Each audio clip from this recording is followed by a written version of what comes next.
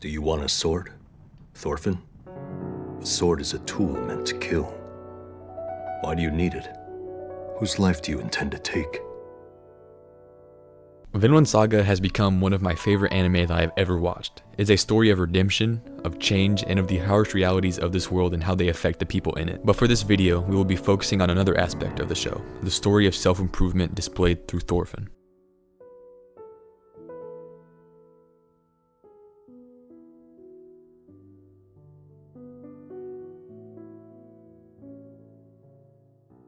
Now before we start this video, I would like to say that this video is not made to simply appreciate Vinland Saga, but to try and learn from the story. So please pay attention and use what you learn in this video to improve yourself. I make self-improvement content, but I don't usually make videos like this, so if you guys do like this type of content, then let me know. But before we can get into what we can learn from the story, let's just talk about the story itself. Thorfinn is this kid from Iceland. He's just a carefree child, right? He's just an average day, normal village kid. But he kind of an issue. He be boxing people like 5 years older than him. Arm's broken. He has potential, right? We see that.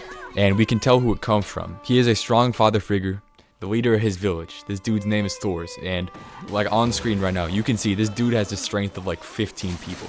This dude is like rowing 5 men's worth of strength. But he's not just brute, right? He's also wise and he's kind. He seeks peace. Thors is what I would say is a goalpost for those of us that are on self-improvement. He understands the importance of physical strength, but he prioritizes mental strength and character. However, it's impossible to be that caliber of a man without having a past of struggle. You cannot become great without making mistakes and experiencing pain. And eventually, his past catches up to him. Floki, someone that Thors knew from his days as a Viking, forces him to return to the field. He holds the village hostage and leaves Thors no choice. Thors and some of the people from the village set sail, and Thorfinn manages to sneak on board. So, does that mean there's no turning back now, Father? Yes, you could say that. Who called me father?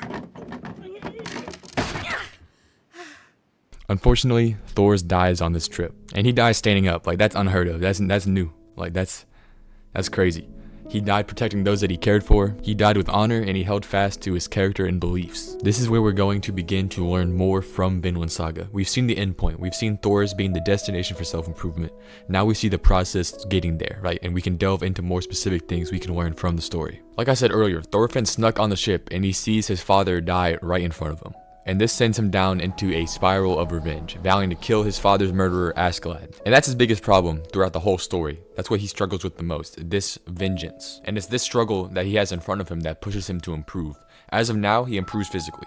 But in the future, these times that he's going through right now will push him to improve mentally. Thors also had this same development, right? He became strong, but he didn't really understand what it meant to be strong until later. When we want to be better, it is inevitable that we will go through pain, failure, and overall adversity. But like I said earlier, there is no great man that hasn't gone through something like this. And Thorfinn is an extreme example. He's always in physical danger. Like, most of us aren't going to be doing that, but the principle still applies. Expect bad times if you want to get better. It isn't always going to feel nice, right? But it is that very struggle that builds us up. Getting through that is what makes you better, so welcome that.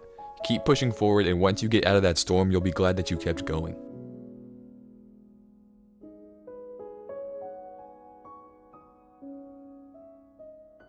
Anyways, we see Thorfinn get a lot stronger as he fights to survive. Like, this dude is killing adults at like age 8. And eventually he joins up with Askeladd, the very guy who killed his dad, working with him so that he can someday kill him in honor, right? You see, Thorfinn, this is what he thinks. Thorfinn thinks that he has to kill Askeladd honorably to restore honor to Thors, thinking that this is how his father would want him to do things. He thinks he sees the whole picture. He thinks he understands what a true warrior is, but he doesn't understand the situation. He's misreading the situation. Thors would never want Thorfinn to devote his life to avenging him.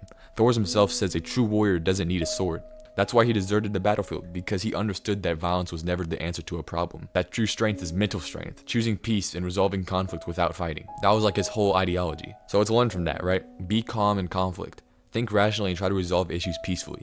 I know a lot of people, when people argue with each other, they always like get really mad to the point where they're about to start fighting. It's like, we should try to resolve issues or conflicts peacefully. But if push comes to shove, we have to be able to defend not just ourselves, but the people that we care for. Like I said earlier, this isn't a full review of Vinland Saga's story, so we are going to be skipping the story, like a lot of it, just to get to more important parts. In the many years that Thorfinn seeks vengeance, he never ends up actually getting it. Askeladd dies by another man's hands, the Prince of Denmark, Canute. And we'll talk about him later, he's not important for right now. Askeladd's death leaves Thorfinn empty, as his whole life goal was set on killing him, right? When you set your goals on things without spiritual value, even if you achieve them, they leave you with nothing. They leave you empty. His whole point of life was revenge, and even if he achieved it, what good would it have given him? Ask yourself this question right now. Am what I'm pursuing actually have any real value? Like, what good is money if I lose my soul, right? Who cares about a watch, right? It's nothing more than just like earth, like in a more complex form, I guess. Is the thing that you're pursuing actually have value? The point I want to make here is that our direction in life must be more than earthly things. We cannot chase wealth or vengeance. We must focus on the spiritual. Since we're on the subject, I would like to say that I believe that Jesus Christ is God,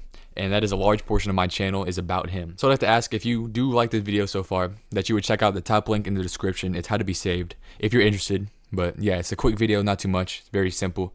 But yeah, let's get back to the video. It is when we focus on the things of this earth too much that we lose who we are supposed to be. And this is the same thing that happens to Thorfinn, and this is where we move to season 2 of the anime. Thorfinn is now a slave, and he struggles to find a meaning in life. His whole drive to live was taken when Askeladd was killed. Askeladd was also somewhat of a parental figure, like he was with Thorfinn longer than Thor's was, so the combination of being raised in a war zone, seeing your first dad die, being Thor's, and your second kind of dad die in front of you, both of them kind of destroyed him, like it messed him up. He begins to have this internal conflict, right? He remembers his father Thor's and begins to understand his philosophy. He sees everything as it truly is, that meaningless fighting is in fact meaningless, right? He sees everyone that he has killed and he chooses to become better. He decides to change. He decides that that is no longer the man that he is no longer going to deal in violence, and that he will choose peace. I believe that this is a message that we should all take action in. We must all be better. We must not be rash, right? We can't fall into anger. We must stay in control of ourselves. Like, pointless violence is just for the weak of mind. This is not to say that we should be weak.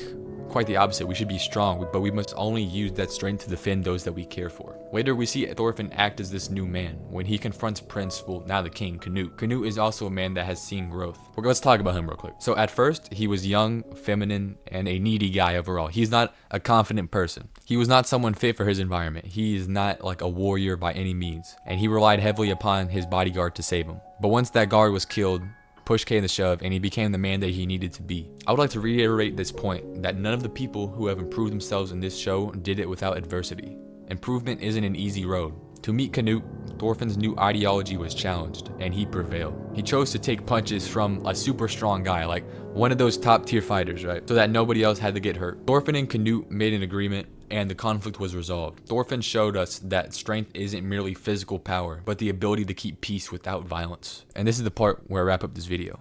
Vinland Saga teaches many things. The importance of inner strength, that true strength is from choosing peace, that violence is never the answer to a problem. It teaches the importance of control over oneself and the reality that with change there is often pain. Vinland Saga is one of the best stories I have ever watched because it really leaves us with a good message. Other anime, they're enjoyable, but this is impactful. This is life-changing if you let it be.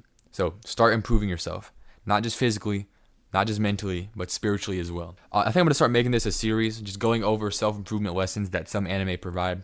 I think this is a really good way to reach a whole new demographic of people like myself who watch anime, but they haven't started improving themselves. The next video that I make of this type will be going over Hajime no Ippo. That's a boxing anime. Yeah, and I'm just going to go over the story and what it teaches. If you are on self-improvement, then subscribe because I'm all about that. Again, if you'd like to learn how to be saved, I have a video for you. And if you would like to start self-improvement, then I have another one. That's all I got. Thank you for watching. Praise God.